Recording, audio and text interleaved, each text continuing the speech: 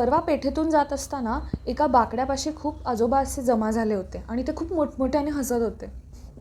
त्यांना बघून एकदम प्रसन्न वाटलं आणि मनाच्या कुठल्या तरी कोपऱ्यात दडलेले माझे आजोबा, त्यांचीही आठवण आली.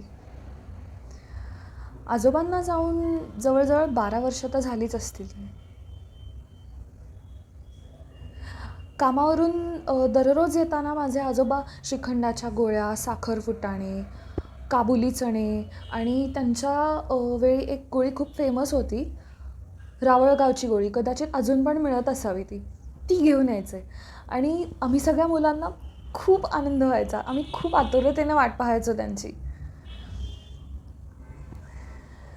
आय गेस रिटायरमेंटनंतर त्यांना फार एकटं वाटत असेल. हे आत्ता जास्त जाणवतं कारण की आत्ता मी पण जॉब करते ना.